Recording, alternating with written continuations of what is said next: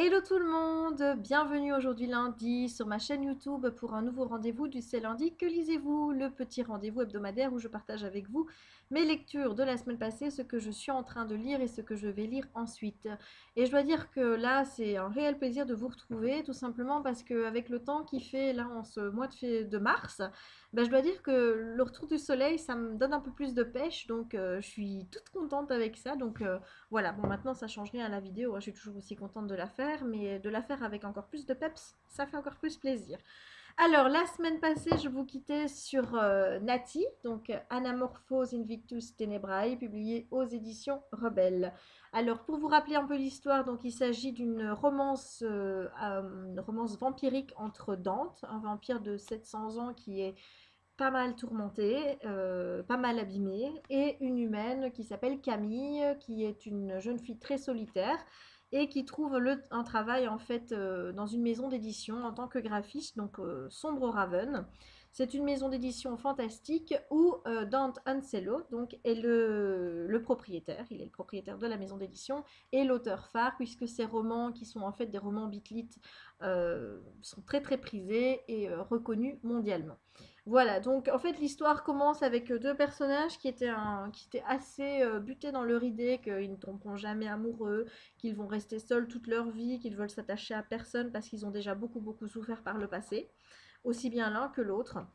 Il y a un des deux personnages qui est très très égratigné. Vous allez voir au début de l'histoire, on vous raconte un petit peu l'histoire de Dante et on se dit oulala, ça c'est un vampire qui a il en a sous la patte, hein. Je veux dire, c'est un personnage qui est très fouillé, qui est très. Mais on sent de la tristesse en lui, vraiment de la douleur. Et sincèrement, moi, c'est un personnage auquel je me suis rapidement attachée. Pas immédiatement, parce que au tout début, comme je vous dis, l'auteur passe son temps à expliquer la vie de Dante et notamment sa vie d'humain. Je crois que si je l'avais côtoyé en tant qu'humain, je pense que je lui aurais foutu quatre paires de baffes. Donc, mais une fois qu'il devient vampire, bon, je vais pas vous raconter toute l'histoire, mais il passe par tellement de choses, tellement dures, tellement douloureuses, bien que vous, d'office, je veux dire, c'est difficile de rester insensible à tout ça. Et donc, forcément, on se rapproche de Dante. Et Camille, ben, au début, on a un petit peu de mal à la comprendre parce que c'est quand même une jolie fille qui se cache derrière enfin pas des artifices parce que ce serait plutôt le contraire. Disons qu'elle sait qu'elle est jolie mais qu'elle n'a pas envie de le montrer, elle n'a pas envie que les hommes la regardent, donc elle s'enlaidit en quelque sorte volontairement pour ne pas attirer l'attention des hommes. Et donc c'est dans ce contexte-là que ces deux personnes vont se rencontrer. Et de fil en aiguille, au fur et à mesure qu'ils vont faire connaissance et des événements qui vont s'enchaîner, hein, c'est rapidement, parce que là je peux vous dire que Nati, pour le coup, elle va pas laisser le lecteur se reposer 2 minutes.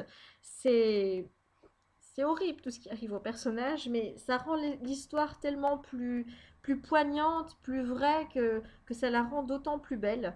Et je peux vous avouer que quand j'arrivais à la fin, il me restait quoi, 40-50 pages, je me suis dit, il faut que je sache comment ça va se terminer. Sinon, je vais jamais pouvoir y arriver. J'avais une telle tension à ce moment-là de l'histoire.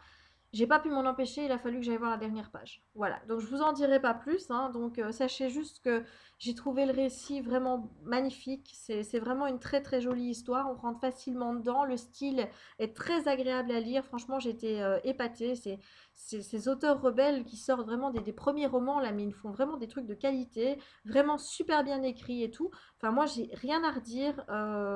J'ai pas encore vraiment réfléchi à est-ce qu'il y a des choses qui ne m'avaient pas plu dans le récit. La seule chose que j'ai notée, c'est un petit peu comme Galéane l'a fait la semaine dernière dans son C'est lundi que lisez-vous, c'est le fait que, comme je vous l'ai dit, Camille est quelqu'un de très solitaire et à un moment, elle va se faire deux amis. Et à un moment de l'histoire, ben, on n'entend plus parler des deux amis. Et je trouve ça quand même étrange quand on n'a pas eu beaucoup d'amis dans sa vie, qu'on est resté pendant une très longue période sans parler à personne, qu'on arrive enfin à s'extérioriser vis-à-vis de deux personnes en qui on fait confiance. Et à un moment donné, plus de nouvelles. Voilà, il se passe rien, quoi. Il n'y a pas de nouvelles qui sont données. C'est comme si de nouveau on avait coupé les ponts. C'est comme si, voilà, parce qu'elle avait retrouvé un certain équilibre avec Dante, ben, elle n'en avait plus besoin, quoi, en quelque sorte. Enfin, moi, c'est comme ça que je le vis. Et du coup, voilà, du coup, ça m'a fait bizarre. Disons que s'il y avait vraiment un défaut à retrouver, c'est un moment, j'en ai eu un petit peu ras-le-bol, que les deux personnages jouent au chat et à la souris. Voilà, c'est tous les deux, on est amoureux, mais on veut pas le dire à l'autre parce qu'on pense que si on le dit à l'autre, on va tout gâcher. Et à un moment donné, ça suffit quoi. On se dit, attendez, vous avez, toi t'as 700 ans, toi t'en as quoi, 25. À un moment, il faut arrêter de se comporter comme des ados débiles, quoi. Enfin voilà, donc c'est vrai que, bon, je peux comprendre par rapport au passé des personnages, ils n'ont pas envie de brusquer l'autre ou quoi que ce soit, mais à un moment donné, quand ça devient aussi évident, qu'on a une relation qui est aussi fusionnelle avec quelqu'un, faut arrêter de se faire des films et de se dire oui, non, il me considère comme un ami, non, non, il me considère comme son frère, il n'y a rien entre nous.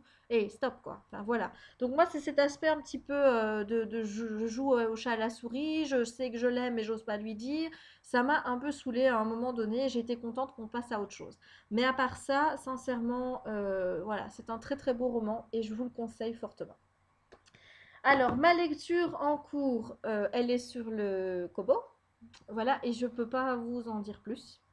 Voilà, je peux rien vous dire. J'ai annoncé sur ma page Facebook, aussi bien mon profil que la page de blog, que j'ai lisé une sorte de livre mystère. Je vais préparer ma chronique pour qu'elle puisse être publiée au mois de mai, au mois de juin, tout dépend un petit peu de la sortie du bouquin. Donc, j'ai pas le droit de vous en parler jusqu'ici. Sachez juste que je me régale. Voilà, je suis en train de me régaler en lisant ce livre mystère. J'aime énormément. Il n'y a pas de mots. Voilà. Mais je ne peux pas vous en dire plus, donc je vais passer vite à mes lectures programmées pour la semaine à venir. Alors, quand j'aurai terminé le bouquin que je lis actuellement, j'ai le choix entre trois livres. Je ne sais pas trop dans quel ordre je vais les lire, mais étant donné que ce sont trois livres que j'ai vraiment envie de lire, ben, je me suis dit que j'allais vous les présenter. Alors, premier choix, il s'agit de Delirium, le tome 2, de Lorraine Oliver, paru chez Black Moon. Comme vous le savez, j'adore la saga Delirium. J'avais mis d'ailleurs le tome 1 dans mon top 10 de l'année 2011. J'ai adoré Le dernier jour de ma vie du même auteur. Je suis fan de Lorraine Oliver. Et évidemment, ce bouquin-ci, à la sortie, c'était évident qu'il fallait que je l'ai. Donc voilà, donc évidemment, celui-ci, je vous dis, c'est la priorité. Voilà, donc il y a de grandes chances que je lise Delirium une fois que j'aurai terminé mon livre mystère. Mais, entre-temps, il y a également Pourquoi moi de Kimberly Polly chez Castlemore. Voilà, je vous montre. C'est vampirique, donc ça parle de vampires. C'est une sorte de journal, je pense, d'une jeune demoiselle. Je me suis pas encore penchée sur le roman, mais bon, il a l'air très drôle et voilà, j'ai très envie de le lire également. Et mon dernier choix, Hunger Games, l'embrasement de Suzanne Collins. Donc il s'agit ici du tome 2. Ben, forcément, vous vous rendez compte, hein, j'ai lu le tome 1 il n'y a pas très longtemps, j'ai vu le film. Le film a renoué avec l'intérêt de découvrir le tome 2. Maintenant, je vous avoue, si j'ai très très envie de connaître un petit peu la suite et de voir un peu ce que nous réserve Suzanne Collins pour la suite des événements avec Katniss, j'ai quand même une double appréhension de commencer ce roman. La première, c'est que je pense, certains pourront me confirmer, que la coupure entre le tome 2 et le tome 3 est beaucoup moins évidente qu'avec le tome 1 qui pouvait se terminer en un tome, un one-shot. Tandis qu'ici, on a vraiment un petit cliff. C'est ce que j'ai cru comprendre. Donc du coup, je me dis, si je commence à lire ce bouquin-là et que je suis vraiment à fond dedans, il va falloir que j'enchaîne directement avec le tome 3. Ce que moi, j'aime bien de lire un autre bouquin entre deux tomes d'une saga. Donc c'est ça qui me bloque tout d'abord. Et la deuxième chose qui me bloque, c'est que encore une fois, j'ai un petit peu été spoilée sur ce qui allait se passer dans ce tome 2. Je sais un petit peu l'histoire avant de pouvoir commencer. Donc du coup, ma sœur qui m'a dit en sortant du cinéma, c'est con que tu saches ce qui va se passer parce que moi, je m'y attendais pas du tout et j'étais vachement surprise.